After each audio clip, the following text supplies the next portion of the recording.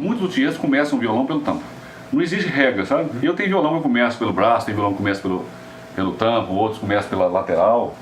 Vai ser um bom começo, que é a peça principal do instrumento. A escolha do tampo é um dos passos mais importantes para fazer um violão de categoria. Ele é responsável por um percentual grande do resultado sonoro. O entendimento desse som gerado pela madeira é que vai possibilitar, então, se construir um instrumento de qualidade.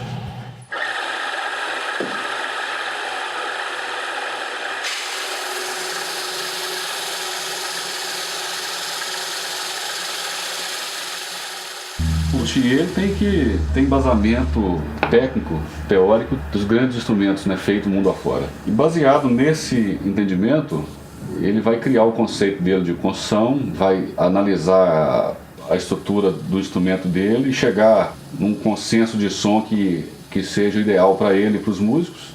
A inspiração é essa, é você aliar a técnica, o conhecimento e buscar um timbre que identifique o seu trabalho, né? Você analisa a madeira, ela não pode ser uma madeira fraca, ela não pode ter falhas na estrutura dela. E o principal mesmo é a característica timbrística dela, né? Tem que ser uma madeira que cante, né? Porque se a madeira não cantar, você muito provavelmente não vai ter um instrumento que tenha riqueza timbrística, né?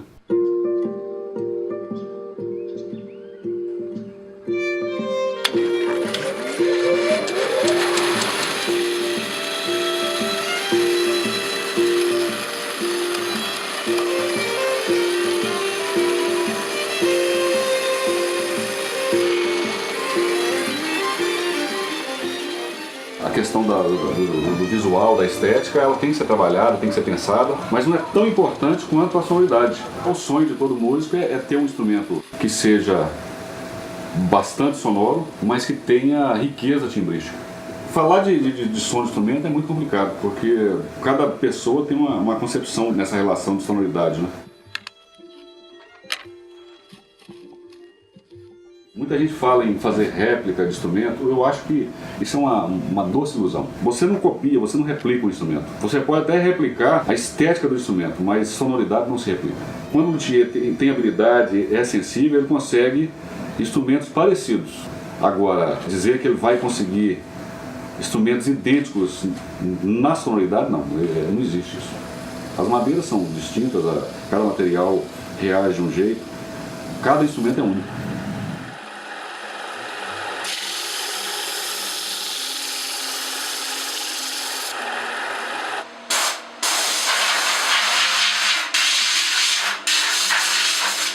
Logo quando eu encomendei um violão de 8 cordas para mim, era um violão de 8 cordas, com os trastes retos, normal, para tocar nessa posição normal. Só que ele tinha uma corda mais aguda e uma corda mais grave.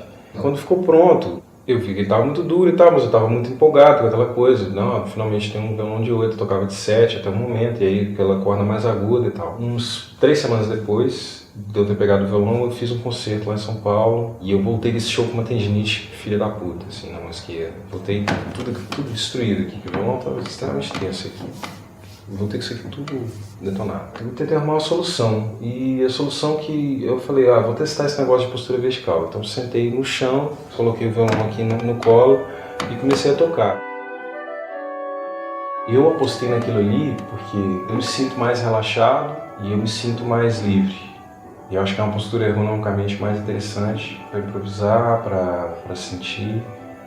Apesar de que ela ainda me limita em algumas coisas, no sentido, por exemplo, de mental, assim, né, de pensar nos acordes, a coisa disso, eu não ter o olhar, isso dificulta um pouco.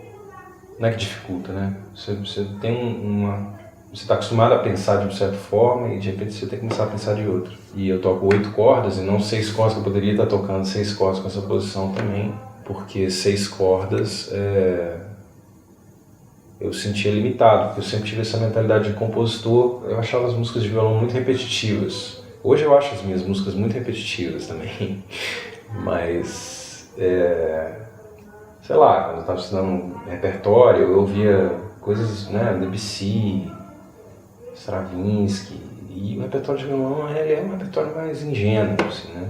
Durante muito tempo isso me incomodou muito, então eu comecei a tocar 7 cordas, não para tocar choro, mas para poder ter uma realização harmônica melhor no baixo e tal. E aí permite abrir um pouco mais da cintura, você começa a usar outras afinações, a tocar em outros tons, dá uma ampliada e aí meio que acalma essa coisa meio que é uma complexidade maior, né? Essa coisa que eu tenho de querer uma complexidade maior. Aí eu tenho mais recurso para compor, né?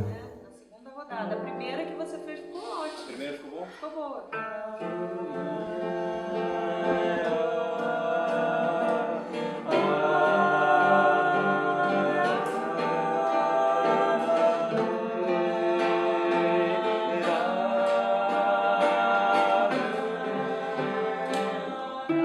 Essa que é diferente.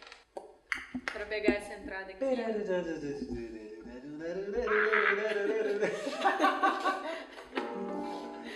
Direto nesse andamento tão feliz.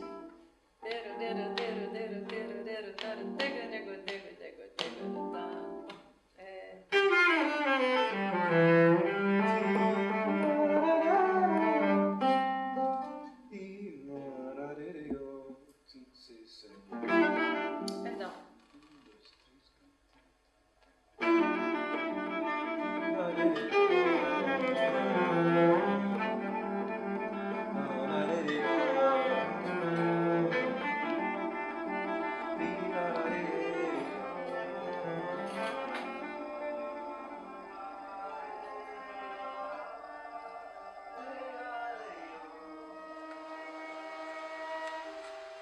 Eu tenho uma sensação muito positiva de que o projeto Brahms ele vai evoluir cada vez mais, né? Que é um projeto maravilhoso. Há quem diga que é um outro instrumento, que seja outro instrumento, mas é um instrumento que possibilita uma tessitura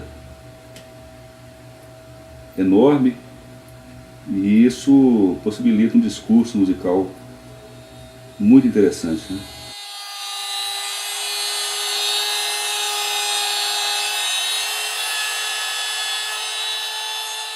Sem contar que é um instrumento estiloso, né? O cara tocar na posição vertical, com uma caixa de ressonância e tal, tem um visual todo elegante. Eu acho que faz diferença também. Eu acredito muito nesse projeto. Eu acho que ele só tende a crescer mesmo e ganhar cada vez mais adeptos, né?